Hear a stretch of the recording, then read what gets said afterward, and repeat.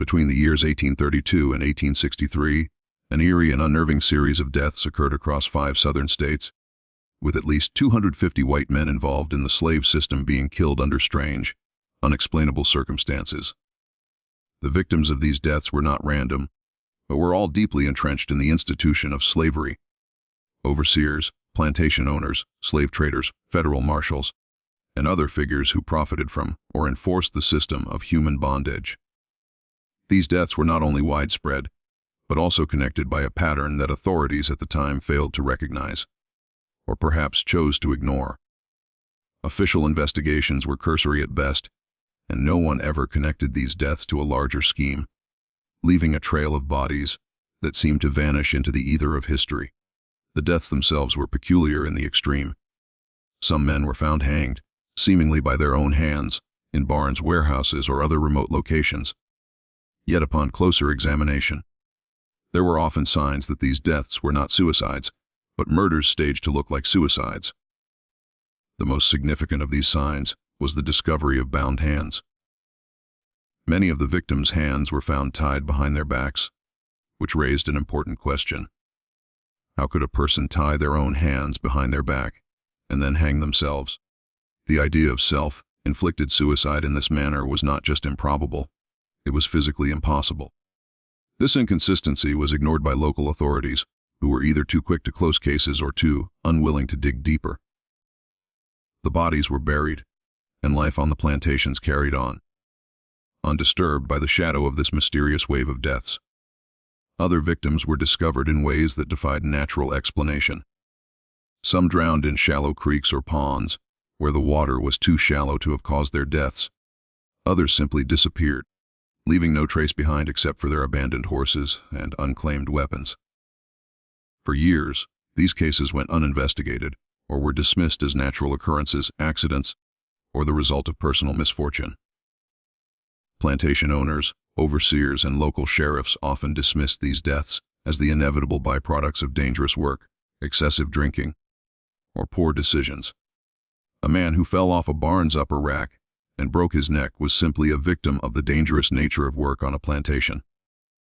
A man who drowned in a creek that wasn't deep enough to drown him was presumed to have been drunk or careless. There was a willingness to explain these deaths away as nothing more than unfortunate incidents, yet it was becoming clear to a small circle of people that something darker was at play. The geographical span of these deaths was vast. From Virginia down to Louisiana, they affected multiple states and numerous plantations, suggesting that the killings were not isolated incidents, but rather part of a larger and much more deliberate campaign.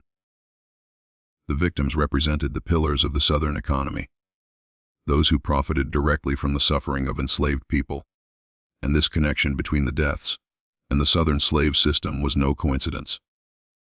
The death toll was alarming, yet no pattern was ever acknowledged. No formal investigation ever connected the dots, and no arrests were ever made. These deaths, while alarming, were dismissed by authorities who refused to see them as part of any larger, coordinated act of rebellion or resistance. The idea that someone, perhaps a single individual, could be responsible for these deaths was too unsettling for many to comprehend. Instead of investigating the deaths as a coordinated effort, local authorities, law enforcement, and plantation owners alike tried to fit the deaths into a framework they understood: isolated incidents. To acknowledge the possibility that someone might be systematically targeting those who enforced the system of slavery would have been to acknowledge that their entire way of life was vulnerable. It would have meant admitting that the slave system was not invulnerable, that it could be challenged and broken from within. And this was an idea that most plantation owners were unwilling to entertain. The more convenient narrative was one of disjointed accidents and personal misfortunes. One of the most unsettling aspects of these deaths was the absolute silence surrounding them. Though they occurred across multiple plantations and in numerous regions of the South, there were no whistleblowers, no conspirators who came forward with information, no witnesses to provide testimony. Those who were connected to these deaths, the enslaved people on the plantations, kept quiet. In many cases, they saw the deaths not as tragic events, but as a form of justice, a form of payback for the brutality and oppression they had suffered at the hands of the victims. While plantation owners, overseers, and local law enforcement scoured the plantations for leads, the enslaved communities remained resolute in their silence. They did not speak, not out of fear of retribution, but out of a quiet solidarity, a collective understanding that the deaths were a form of resistance, one that they were not willing to betray. It is important to recognize that these deaths, while isolated in their investigation and explanation, represent something much deeper, a profound vulnerability in the slave system. These deaths were a direct consequence of the cruelty and inhumanity of the system itself. They were not accidents or the natural outcomes of labor in the fields. They were targeted killings designed to send a message. But to whom? And why were they happening? These deaths seemed to be happening in places where cruelty was the worst, where plantation owners and overseers were known for their brutal treatment of enslaved people. Those responsible for the killings were not just targeting individuals, but the system itself. The killings, in many ways, were a form of organized resistance, aimed at removing the worst offenders from the system, men who were directly responsible for the physical and psychological abuse of enslaved people. As the deaths continued, some began to whisper that they were not the result of random chance, but rather the actions of an individual or group dedicated to eliminating the worst of the slave system. The killings were surgical in their precision, with each death occurring at just the right moment, with no signs of forced entry, and often with the deaths appearing to be from natural causes. The murders themselves were so well executed that it seemed as though someone with deep knowledge of the system, someone who understood the vulnerabilities of the slaveholders, was orchestrating them. But despite these suspicions, no one could identify the perpetrator, and the killings went unpunished. The death toll continued to rise, and the authorities in the South seemed to grow more desperate as the murders seemed to escalate. Some plantation owners took to hiring private detectives, while others simply increased security on their properties. But the fear remained palpable. Who was this person who seemed to have unlimited access to the southern plantations? Who could infiltrate the system, observe the operations of these plantations, and remove the worst perpetrators with such ease?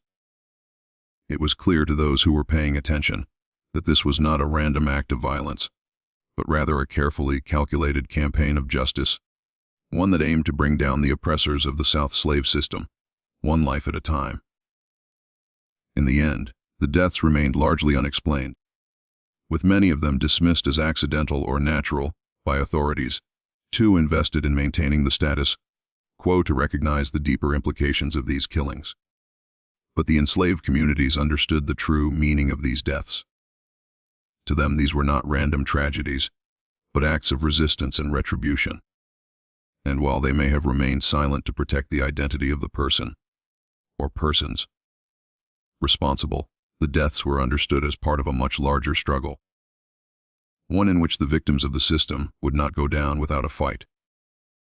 The mystery of these deaths continues to haunt the history of slavery in the United States, not only because of the loss of life, but also because of the way they reveal the vulnerabilities of a system that many believed to be unbreakable. The deaths represent a kind of justice that was both deeply personal and deeply political, a statement against the cruelty and inhumanity of the slave system that was too dangerous for authorities to confront. In the end, the mysterious deaths in the South were not merely accidents or random events. They were a form of resistance, one that, although not officially recognized, had a profound impact on the lives of those who lived through it. In the heart of the Antebellum South, a shadow moved through the plantations, leaving a trail of death in its wake. The name that echoed through the hushed whispers of the enslaved communities and the nervous conversations of the white plantation owners was Moses. He was a man whose presence seemed to both terrify and inspire. His story, though shrouded in myth and mystery, holds a central place in the history of resistance within the oppressive system of slavery. This man, known by various names but most frequently as Daniel or Moses, was not just a figure of violence, he was a symbol of defiance, a living, breathing manifestation of the enslaved people's ability to fight back against their oppressors, even in the most ruthless ways imaginable. Daniel's life began, like the lives of so many enslaved people, in anonymity. He was brought to Richmond, Virginia in 1832 as an enslaved man sold at auction. There, in the oppressive heat of a summer morning, he stood before prospective buyers. In the ledger, he was simply listed as Daniel, a description that highlighted his physical strength but provided little more. At 28 years old, he was strong, healthy, and capable of hard labor. The auctioneer's notes mention nothing of his character, his intelligence, or his resolve. They only described his physique, the prime field hand, with no defects, listed, an assessment that marked him as a valuable asset in the unforgiving world of Southern slavery.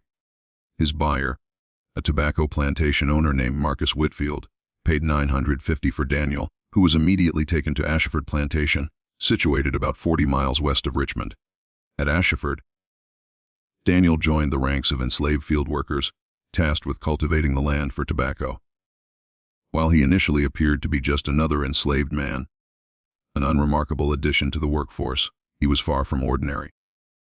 What none of his overseers or fellow slaves knew was that Daniel was already plotting something much larger than mere survival. He was studying the world around him, learning everything he could about the plantation, its routines, its vulnerabilities, and its weaknesses. As he settled into the brutal routine of forced labor at Ashford, Daniel's intelligence and patience began to shine through. He worked alongside other enslaved people, enduring the backbreaking labor of tobacco cultivation. The work was endless, grinding from dawn till dusk, involving planting, weeding, topping the plants, harvesting, and curing the leaves. The overseers were ruthless, maintaining control through fear and violence, using whips and threats to keep the enslaved people in line. Daniel, however, did not engage in rebellion or resistance at first. He followed the orders, keeping his head down and remaining invisible to his masters. But in this silence, he was biding his time.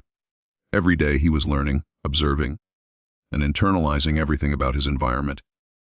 He memorized the layout of the plantation, the schedules of the overseers, the patrol routes, and even the habits of the men who ran the estate. He also learned which of the enslaved workers were particularly vulnerable and which ones were strong and capable of resistance. Daniel, though seemingly docile on the surface, was forming a plan. By November 1832, Daniel had spent 3 months at Ashford, observing everything and everyone. He had developed a keen understanding of the power dynamics at play, and was now ready to act. His first target was William Cobb, one of the overseers at Ashford. Cobb had a reputation for cruelty, and it was well known that he used his hickory cane to strike workers, particularly when they were slow or disobedient. Daniel, ever the strategist, saw an opportunity. One night, after Cobb had been working late in the tobacco curing barn, Daniel executed his first move. Cobb was found dead the following morning, his body lying in the dirt with a broken neck from a fall. The official report stated that Cobb had fallen from a high rack while inspecting the tobacco leaves. It was a tragic accident, so the authorities concluded, but no one suspected foul play. Cobb's body was quickly buried, and life at Ashford continued as usual. However, the enslaved people at the plantation knew differently. They understood that this was not an accident, but a calculated move in a larger struggle. The murder of Cobb was just the beginning of a more methodical campaign of resistance that would span years and involve multiple plantations across the South. Over the next several months, the cycle would repeat itself. Another overseer, named Peterson, vanished without a trace. Peterson had been a brutal taskmaster, known for his harsh treatment of the enslaved workers. He disappeared one night, and despite a search by Whitfield and the other overseers, no trace of him was ever found. Rumors circulated among the enslaved community that Daniel had been involved, but these were never confirmed. Daniel, once again, had executed his plan flawlessly. No one could prove anything, but the sense of fear among the plantation owners was growing. In 1833, another overseer named Dutch met a similar fate. Dutch was found dead in the fields, apparently from heat stroke, but the circumstances surrounding his death raised questions. His water flask was found to contain a bitter substance, and some workers began to suspect that Daniel had poisoned him. Once again, the authorities chalked it up to a tragic but natural cause. Daniel, ever the shadow, continued to evade detection. Each death seemed like an isolated incident, but to those who were paying attention, a pattern was emerging. Daniel was systematically eliminating the worst offenders, those who were most brutal in their treatment of enslaved people. In every plantation he entered, Daniel followed the same routine. He would arrive, blend in with the other enslaved workers, and go about his duties quietly. He would observe the overseers, learning their habits, studying their weaknesses. Then, when the opportunity presented itself, he would strike, usually without leaving a trace. His targets were always the cruelest overseers or the most brutal slave catchers. The deaths seemed random, but they were part of a larger, methodical campaign. For Daniel, these deaths were not murders for the sake of violence. They were acts of resistance, an attempt to bring justice to those who had suffered under the yoke of slavery. As Daniel's campaign continued, plantation owners began to grow suspicious. They had noticed that whenever Daniel was sold, a series of deaths would follow in his wake. The overseers, the slave catchers, and the merchants who had made a living off the system of slavery all seemed to fall victim to unexplained deaths. Yet, despite the growing evidence, no one could catch him. He moved through the plantations like a ghost, blending in with the other enslaved people, and never staying in one place long enough to be caught. His methods were so precise that even the most experienced detectives and lawmen could not figure out how he was committing the killings. The more authorities looked into the deaths, the more they realized that they were up against an invisible enemy. Someone who understood the system and knew how to exploit its vulnerabilities. The more Daniel moved from plantation to plantation, the more the system seemed to crack. It was becoming clear that there was a vulnerability within the structure of slavery that no one had expected. Despite their physical power and control, the slaveholders and overseers were not invincible.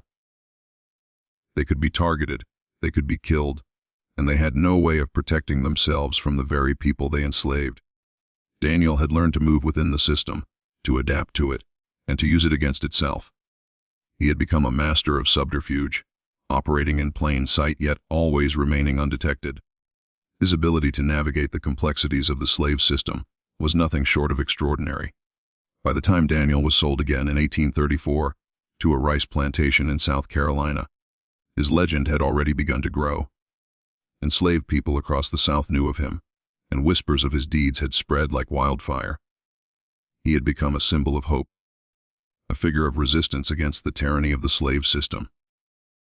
To those who had suffered under the brutal system of slavery, Daniel was more than just a killer. He was a deliverer of justice, a man who had made the oppressors pay for their sins.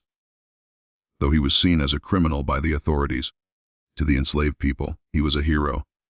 His acts of violence were seen as righteous, necessary, and a form of retribution for the countless injustices committed against the enslaved population. Daniel's movement across plantations was not only a series of killings, but a statement about the vulnerabilities of the system of slavery. His ability to strike fear into the hearts of plantation owners, slave traders, and overseers revealed just how fragile the entire system was. As he continued his campaign, Daniel proved that the enslaved people were not powerless. They were not broken. They could fight back, and they could do so in ways that even the most powerful men in the South could not anticipate. Daniel was not just a symbol of vengeance. He was a symbol of resistance. One that showed the world that even the most oppressed people could take control of their own fate. Despite his growing reputation, Daniel's true identity remained elusive. Whether he was one man or several people acting in concert, the story of Moses became a legend that lived on in the memories of those who had witnessed his actions. The fear he instilled in the Southern elite was not just about the deaths he caused, but about the broader implications of what those deaths meant. They were a sign that the system of slavery, with all its power and might, could be brought down from within. Daniel, or Moses, was the living embodiment of that threat, and for years, he moved through the South, delivering justice to those who had profited from human suffering. The Southern plantation system was built upon an intricate structure of fear, control, and submission. Plantation owners, overseers, and other figures of authority wielded absolute power over the enslaved people who worked their fields, homes, and businesses. They were the masters of a brutal system that saw the forced labor of millions, and their authority was considered unassailable. At least, it was believed to be. For decades, the Southern elites lived their lives in a constant state of dominance and security, convinced that the enslaved people who toiled under their rule could never truly threaten their positions or their way of life. However, the mysterious deaths of at least 250 white men between 1832 and 1863, each one linked in some way to the system of slavery, began to unravel this carefully constructed illusion of invulnerability. The deaths, occurring with unsettling regularity and in increasingly suspicious circumstances, struck at the very heart of the plantation owners' sense of security. These deaths were not merely accidents, natural occurrences, or the unfortunate results of dangerous working conditions. They were targeted killings, executed with surgical precision, and with the goal of eliminating specific individuals who were perceived as symbols of oppression. The psychological toll of these deaths on the plantation owners was profound. They had been used to being in control, used to being feared by those they enslaved, but the deaths made them realize something terrifying: they were vulnerable. They were no longer the untouchable, omnipotent figures they had believed themselves to be. For years, Southern plantation owners and overseers had lived with the assumption that their power was absolute. They were the masters, and the enslaved people were their property, nothing more than tools for labor. This sense of power and control was reinforced by the brutal methods of punishment and intimidation that were routinely employed to keep the enslaved population in line. The lash of the whip, the public flogging, the separation of families, all of these were designed to reinforce the idea that the masters held the power and the enslaved had none. The system was built on fear, not just of punishment, but of the complete dehumanization of the enslaved individuals, who were denied the most basic rights and freedoms. But the deaths began to disrupt this narrative. At first, the plantation owners dismissed the first few deaths as isolated incidents, misfortunes, or accidents that could be easily explained away. A man who falls from a high rack while inspecting tobacco leaves is just a victim of workplace hazards. Another man found drowned in a creek that wasn't deep enough to drown him must have been drunk or careless. The system of slavery was brutal, but it had worked for so long that it seemed invincible, even in the face of these strange deaths. The overwhelming belief was that nothing could shake the foundation of the Southern economy. However, as more deaths occurred, it became increasingly difficult to ignore the growing pattern. The men who were dying, overseers, slave traders, plantation managers, and even lawmen, were not random figures. They were key players in the system of slavery. They were the enforcers, the ones who carried out the orders that kept the enslaved population oppressed. As the victims of these killings accumulated, the connection between the deaths and the institution of slavery became clear. Someone was targeting the very people who upheld the system of human bondage. And the realization that these individuals were being killed with such precision began to eat away at the mental fortitude of the plantation owners. The first real signs of panic began when the deaths started to involve overseers, those who had the most direct control over the enslaved population. Overseers were the enforcers of the master's will, using violence and intimidation to maintain order and extract labor from the enslaved people. They were, in many ways, the embodiment of the system's cruelty, and they were the first to be targeted. The deaths of these men, found hanged, drowned, or simply missing, shattered the illusion of invulnerability that had been built into the plantation system. The owners began to realize that their ability to control their property, their workforce, was no longer absolute. Fear spread quickly through the ranks of the plantation elite.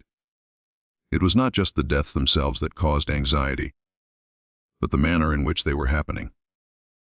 These were not simple murders committed out of personal grievance or chance. The killings were deliberate and calculated, executed with an intelligence and foresight that plantation owners had not anticipated from their enslaved workforce. No one could figure out how the killer, later known as Moses, was able to infiltrate their plantations, observe their routines, and eliminate his targets without being caught. The idea that someone within their system of control could strike back so effectively was something plantation owners had never considered. It was not just a challenge to their physical safety, but to their mental and emotional well-being. How could they go on living in a world where they could no longer count on their own power? As the deaths continued, some plantation owners began to act out of fear, increasing their security measures and surrounding themselves with armed guards. The thought of being vulnerable, of being a target, was unthinkable, but it was now a reality. In many cases, plantation owners began sleeping with loaded weapons by their sides. They fortified their homes, adding locks, bars, and shutters to ensure that no one could enter without their knowledge. But despite these efforts, the fear remained. Every day brought the possibility that the next victim would be one of them. And that uncertainty gnawed at their peace of mind. The power they had so long taken for granted was no longer a given. Their world was falling apart, piece by piece, and there was nothing they could do to stop it. The most chilling aspect of this psychological unraveling was the growing sense of paranoia among the plantation owners. They no longer trusted their workers, their overseers, or anyone within their ranks. The killings made them question whether their own employees, the very people they considered property, could be behind the deaths. They began to look at everyone with suspicion. Every enslaved person became a potential threat, and the fear that someone within their own household or workforce could be plotting their demise created an atmosphere of tension and distrust. The idea of rebellion, once a distant concern, now felt immediate and real. It was no longer something that only happened in distant regions or in the abstract. It was happening right in front of them. This fear of rebellion, of an organized resistance that could tear down the system of slavery, became the driving force behind many of the actions taken by the plantation owners during this time. They began to take more extreme measures to control their enslaved workforce. The whippings became more frequent and brutal. Family separations were carried out with increasing cruelty. Plantation owners sought to assert their authority through ever more violent means, hoping to crush any potential resistance before it could take root. But these measures only fueled the fear. They did not eliminate it. In fact, they may have exacerbated it, making the enslaved population more determined to strike back against their oppressors. The sense of fear was not confined to the plantations alone. The deaths had a ripple effect that spread through the South, affecting not just the plantation owners, but the entire social structure that had been built around slavery. The system of slavery was not just an economic arrangement. It was a social order, a hierarchy that placed white people at the top and black people at the bottom. The deaths of overseers and slave traders struck at the core of this hierarchy. The very people who upheld the social order were being eliminated one by one, and the authorities were powerless to stop it. This exposed a fundamental vulnerability in the system. Slavery was built on the premise of total control, but when that control was threatened, the system itself began to unravel. In response to this rising fear, the Southern elite sought to create a narrative of their own. They worked to downplay the significance of the deaths, dismissing them as random acts of violence or the result of personal grievances. But privately, they knew better. They knew that these deaths represented something much more dangerous, a direct challenge to their power. The fear that had begun to take root in the plantation houses of the South slowly spread to the highest echelons of society. Southern leaders, once confident in their ability to maintain control, began to question the stability of their entire way of life. The fear of the unknown, the fear that the next death could be their own, kept them up at night and made them rethink their strategies of control. As the years passed, the deaths continued, and the psychological toll on the plantation owners only deepened. They could no longer live in the illusion of invulnerability. Every death was a reminder that their control was not absolute. The once unshakable power of the plantation system had been exposed as fragile. and the men who had once believed they were untouchable began to realize that they were very much at risk. The deaths, though never fully understood or acknowledged by the authorities, had achieved something profound. They had broken the psychological armor of the Southern elite, forcing them to live in fear of the very system they had created. The deaths of overseers, traders, and plantation owners marked the beginning of a psychological shift that reverberated across the South. It was a slow erosion of the mental fortitude of the Southern elite, and it left them vulnerable in ways they had never before experienced. The fear that spread through the Southern aristocracy was a silent victory for the enslaved people, for it revealed that even in the face of overwhelming oppression, the system was not invulnerable. And though the deaths eventually ceased, the psychological scars left behind by those years of fear and uncertainty would linger long after the system of slavery itself came to an end. History is often written by the victors, and in the case of slavery in the antebellum South, much of the narrative surrounding the system of slavery has been deliberately shaped, distorted, or erased to suit the interests of those in power. The legacy of slavery in America is marked by this phenomenon of historical amnesia, an intentional or unintentional process by which uncomfortable truths are suppressed, glossed over, or forgotten. The story of Moses, the elusive figure who was responsible for the deaths of at least 2 to 50 white men involved in the slave system between 1832 and 1863, is an example of this historical amnesia at work. While the deaths themselves are widely ignored, even by historians, the implications of these events are far-reaching, as they represent a collective refusal to confront the full scope of resistance to slavery and the unacknowledged agency of enslaved people. At the time these events unfolded, those in power, plantation owners, law enforcement officials, and other figures who profited from the system of slavery, had a vested interest in maintaining the narrative that enslaved people were passive, helpless victims who waited for white abolitionists to free them. The idea that enslaved people could take matters into their own hands, organize, and actively resist the brutal system of slavery was not one that fit within the narrative of white benevolence and supremacy. To acknowledge that enslaved individuals could, and did, wage a secret, violent war against their oppressors would undermine the carefully constructed justification for slavery and the racial hierarchy that sustained it. The deaths associated with Moses were not random acts of violence or the actions of an isolated individual. They were part of a larger, coordinated resistance, a resistance that was both tactical and strategic, targeted at the men who represented the worst of the Southern system of slavery. The fact that these killings were not widely investigated or acknowledged by authorities reflects a broader effort to suppress the true nature of slavery as it existed in the South. The systematic elimination of overseers, slave traders, and plantation owners by a figure who moved invisibly through the landscape was not just an isolated rebellion. It was a direct challenge to the entrenched power structure that relied on the brutal exploitation of enslaved people. Yet, despite the widespread recognition within enslaved communities that Moses was an agent of justice, this story has been largely buried in the historical record. This erasure of resistance, particularly violent resistance, is part of a broader pattern of historical amnesia that has been prevalent in the United States. For decades, the historical narrative surrounding slavery has been framed in a way that downplays or ignores the agency of enslaved people, presenting them instead as helpless victims in need of a savior.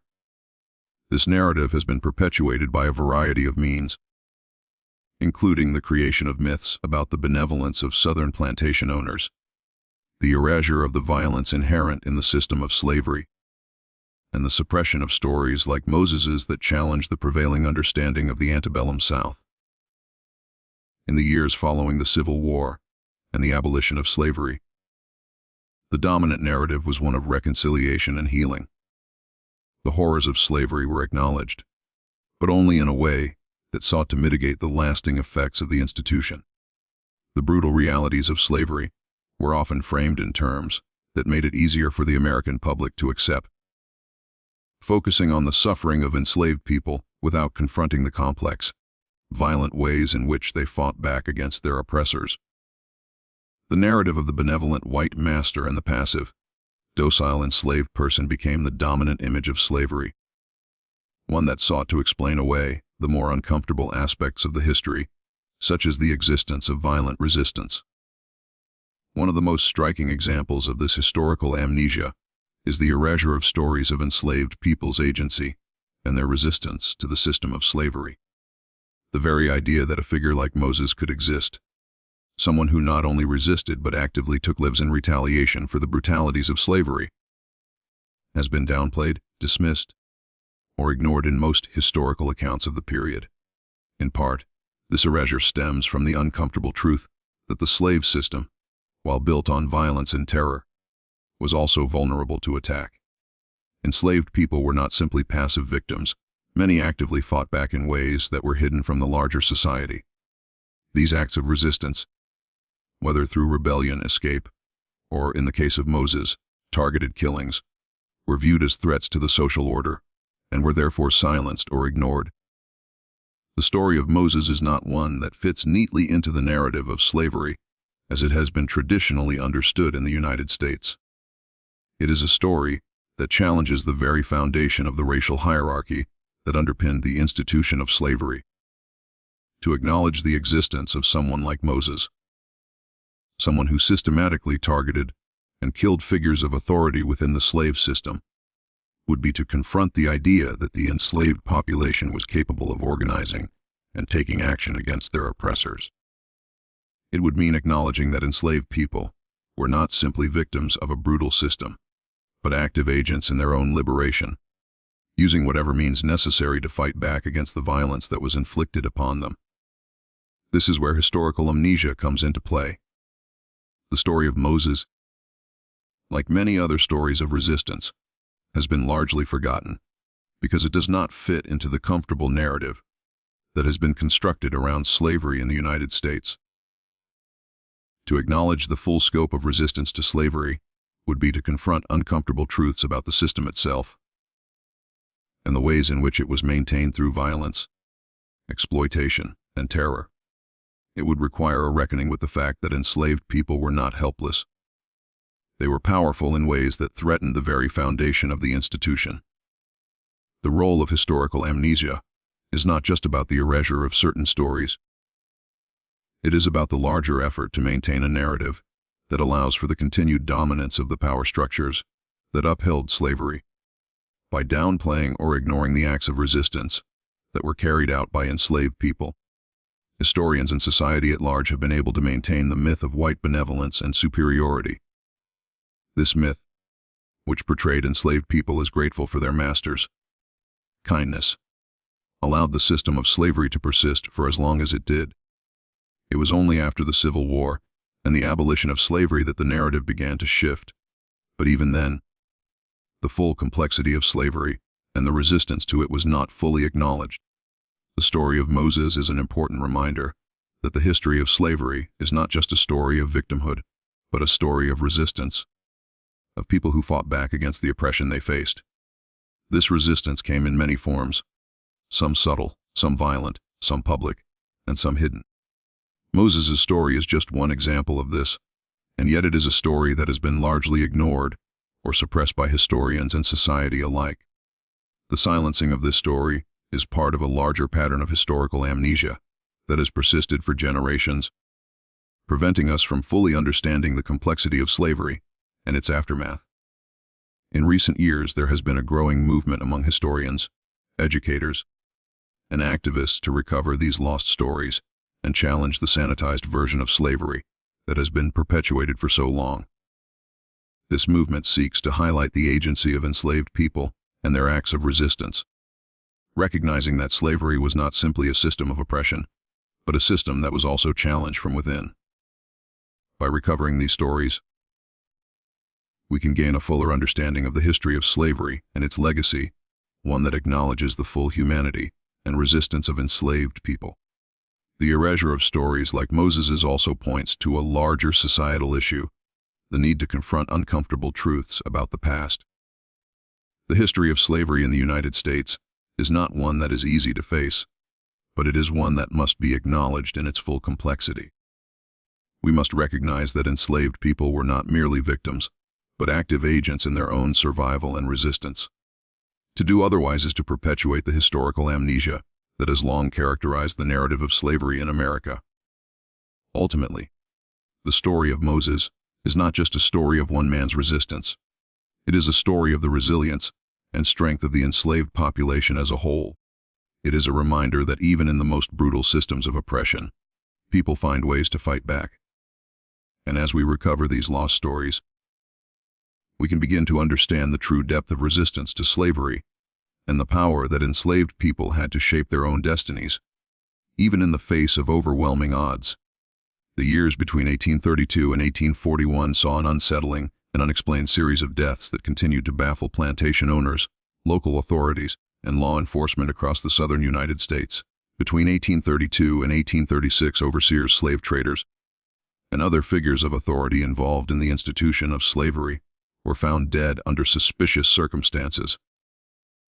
Though authorities claimed these were either accidents or natural causes, it became increasingly difficult for those in the Southern elite to ignore that a pattern was emerging. Despite this mounting evidence, no one could provide a concrete explanation for the deaths. This growing concern about the unexplained killings led to the intervention of a private investigator hired by Southern plantation owners to uncover the truth behind the deaths. This investigator was Amos Fairchild, a former Pinkerton detective with a reputation for solving difficult cases. Amos Fairchild was hired by a group of wealthy plantation owners in 1841 to investigate the mysterious deaths that had plagued their community. These plantation owners had been dealing with an increasing sense of fear and paranoia as overseers, slave traders, and other figures of authority had been mysteriously dying, one after another. Their deaths occurred in circumstances that defied easy explanation, leading many to suspect that someone was targeting them, a theory that many found impossible to prove. To deal with this rising fear, they turned to Fairchild, a detective who had built a reputation for solving complex and challenging cases, though none had quite the weight of the one now before him. Fairchild's task was monumental. The plantation owners had no concrete evidence to link these deaths, and the nature of the killings made it impossible for authorities to draw any definitive conclusions. They were all deaths within the upper echelons of the slave-owning class: overseers, merchants, slave traders, and plantation owners, people who had been instrumental in maintaining the slave system. The victims' deaths varied, but many shared a disturbing similarity. Their deaths appeared to be accidents or the result of natural causes, yet upon closer inspection, the circumstances surrounding their deaths seemed strangely suspicious. Some were found hanged, some drowned, others simply disappeared, their bodies never found. Each of these deaths occurred in a way that was consistent with foul play, but was cleverly disguised to look like accidents or natural events. Fairchild's investigation would need to connect these deaths and uncover the mysterious figure behind them. Fairchild began his investigation by reviewing the available evidence, which included death certificates, autopsy reports, and police records. He pored over the details of each death, speaking with local law enforcement, witnesses, and the families of the victims. What he uncovered during his investigation was unsettling. Fairchild found that these deaths were not random, nor were they merely the unfortunate result of a dangerous and brutal system. The deaths formed a pattern. Each occurred on a plantation where specific figures of authority, such as overseers or merchants involved in the slave trade, were present. What seemed like random deaths to the outside world began to look like something far more calculated. Amos Fairchild's breakthrough came when he began to trace the movements of one individual across multiple plantations. His investigation uncovered a strange coincidence in each case. Daniel, the enslaved man who was sold from plantation to plantation, had been present at the site of each death shortly before it occurred. In his review of plantation records, Fairchild found that this man, known only as Daniel in the auction ledgers, had been sold across 12 different plantations over a period of several years. In each of these locations, deaths had occurred under suspicious circumstances. This was no longer just a series of unrelated deaths. It appeared that Daniel, or whoever he truly was was somehow connected to each of these incidents. Fairchild's investigation led him to an alarming conclusion. This man, Daniel, whom he suspected was no ordinary enslaved worker, was not merely involved in these deaths, but was likely the individual behind them. Fairchild hypothesized that Daniel was not just an observer of the system of slavery, but an active participant in a secret campaign of resistance. He believed that this man had been systematically eliminating the worst offenders within the slave system, the overseers who brutalized enslaved people, the merchants who trafficked in human lives, and the plantation owners who profited from the exploitation of others. Daniel, or the figure known as Moses, was no mere runaway or fugitive. He was a deliberate and methodical assassin, one who had learned to navigate the slave system's vulnerabilities and use them to his advantage.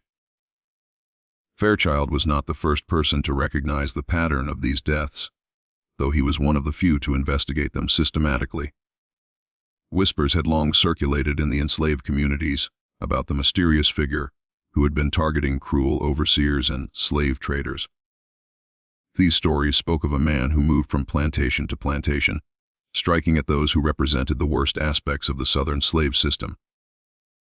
The enslaved people, who had suffered under the brutality of their masters for generations, had begun to see this figure as a kind of avenger, someone who was delivering justice for the wrongs that had been done to them. But it was only through Fairchild's investigation that the full scale of this campaign of resistance came into focus. The most striking element of Fairchild's investigation was the pattern of Daniel's movements.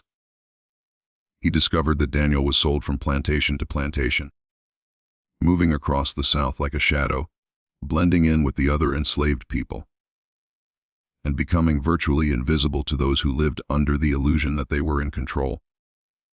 What made Daniel so effective in his campaign of resistance was his ability to observe without being seen, to learn the habits of his targets without arousing suspicion. He was not just killing randomly, but carefully selecting his targets based on their role in the slave system. The overseers, the merchants, and the traders. These were the individuals who had the most direct impact on the lives of the enslaved people. By targeting them, Daniel was striking at the very heart of the system. One of the most chilling aspects of Fairchild's findings was the realization that Daniel was not simply acting out of personal vengeance. He was operating within a larger framework of resistance that spanned across the South. Daniel was not a lone figure. He was part of a larger movement, one that was organized, patient, and relentless. The killings were not random acts of violence, but part of a calculated campaign to eliminate those who had perpetuated the system of slavery.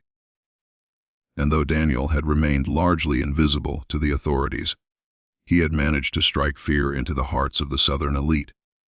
His actions were a direct challenge to the notion that the system of slavery was invulnerable and unassailable. Despite his best efforts, however, Fairchild could never catch Daniel. By the time he submitted his report in 1841, Daniel had already vanished once again, disappearing into the landscape of the South like a ghost.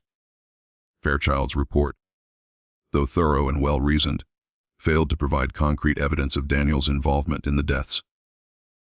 There was no confession, no eyewitnesses, and no physical evidence to link him directly to the killings. All that Fairchild had was a pattern, an eerie, undeniable pattern of deaths that followed Daniel's movements from plantation to plantation. But this was not enough to convince the authorities to take action. The Southern elite were unwilling to admit that their system of control had been breached, and Fairchild's report was ultimately dismissed as inconclusive. This failure to capture Daniel, despite the best efforts of Fairchild and local law enforcement, speaks to the larger theme of resistance within the system of slavery. The fact that someone could move through the Southern landscape, targeting the worst perpetrators of the system, without ever being caught, is a testament to the ingenuity and resourcefulness of the enslaved population. Daniel's ability to operate invisibly, to strike without being detected, demonstrates the vulnerabilities that existed within the system of slavery. It was not just the cruelty of the system that kept enslaved people in bondage. It was also their ability to resist, to fight back, and to evade the very authorities that sought to control them. Fairchild's investigation also highlights the ways in which the Southern elite attempted to bury the truth about the resistance of the enslaved population. The deaths, though suspicious, were largely ignored or dismissed because they threatened the narrative that the system of slavery was an unbroken chain of power, with the white elite at the top and the enslaved people at the bottom. The idea that enslaved individuals could organize, could resist, and could strike back against their oppressors was not a narrative that plantation owners and the Southern aristocracy wanted to entertain. And so, the deaths were written off as accidents, as the result of natural causes, or as the work of some anonymous killer. The true nature of the resistance, the coordinated campaign to bring down the institution of slavery, was buried under layers of denial and willful ignorance. Amos Fairchild's investigation into the mysterious deaths in the South was an important moment in the history of resistance to slavery. Though he failed to capture Daniel, his work exposed the vulnerabilities of the system and brought attention to the larger resistance movement that was taking place in the shadows of the South. Daniel's story, as recounted by Fairchild and others, reveals the power that enslaved people had to challenge their oppressors, even in a system as brutal and dehumanizing as slavery.